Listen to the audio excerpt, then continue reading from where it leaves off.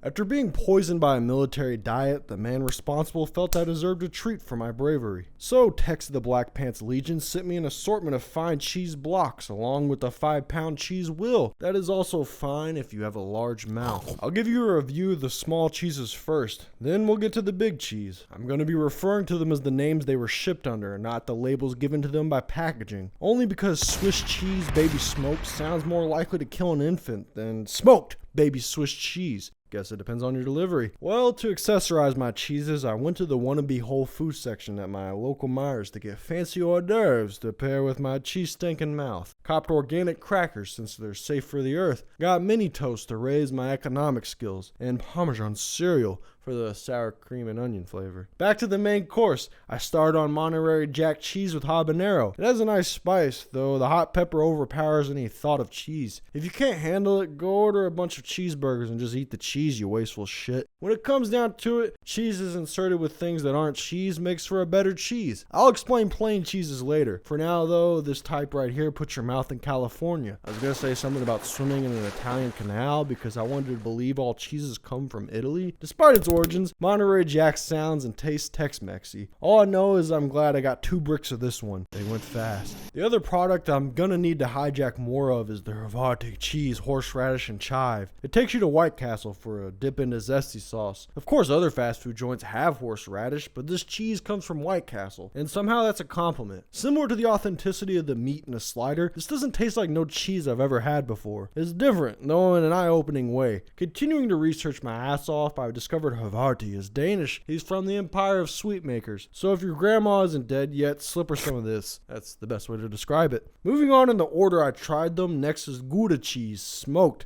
A plain cheese, meaning there isn't even a flake of extra flavor. You're just getting straight up Gouda. It is delectable, collectible, selectable, electable, intellectual, blah, blah, blah. It's good. Yeah, don't do that. Gouda was born in the mountains of Dutch, where it was first used as lion repellent. The Dutchies would craft giant cheese balls to roll downhill to crush the lions. Boulders weren't invented yet, and neither were mountain lions. Once enormous rocks and lions that could climb came around, the Dutch were wiped out with tactics similar to their own. Oh, and the lions discovered you should eat the cheese rather than kill with it. On to another deadly weapon, Swiss cheese baby smoked. The crust on it, PB&J.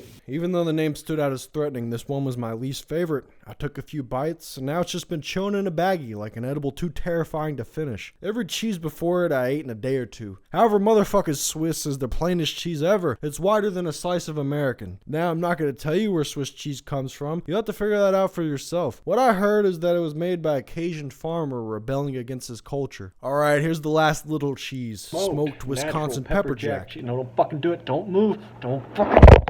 It's okay, though it's my least favorite out of the spice fellas. I had to rediscover pepper jack. I was making my shitty lunch sandwiches with Colby Jack until recently at a cookout I got put back onto that pepper jack and had to make the switch. On this block, the outer shell rubs me the wrong way. I'm convinced it's brown wax, but I'll keep eating. Speaking of demoralizing your stomach, originally I wanted to eat the 5-pound cheese wheel all at once. Was playing it out like a shaman-induced trip. All I needed was the right environment for a state of slug that can only be contained in a comfy recliner. That almost led me down the epic mealtime route of making a 5-pound grilled cheese sub. Instead, I found more practical uses. You see, the wheel makes for a solid pillow, a full functioning basketball.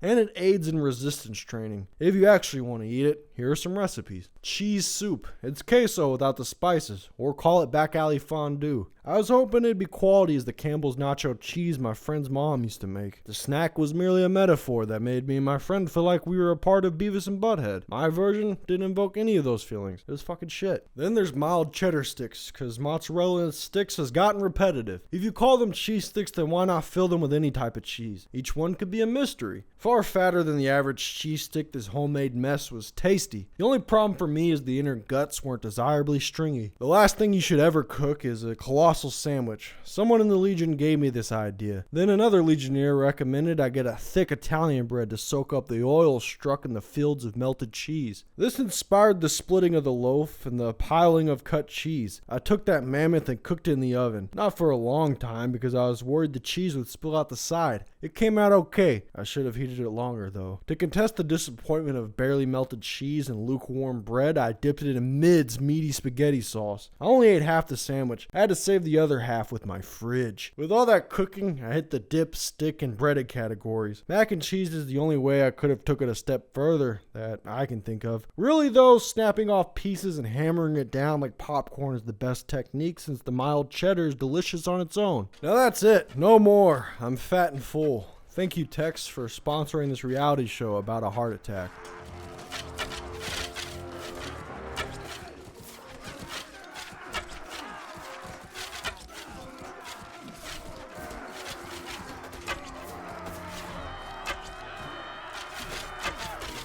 You give the meanest white man a piece of cheese and he turn into Mr. Rogers.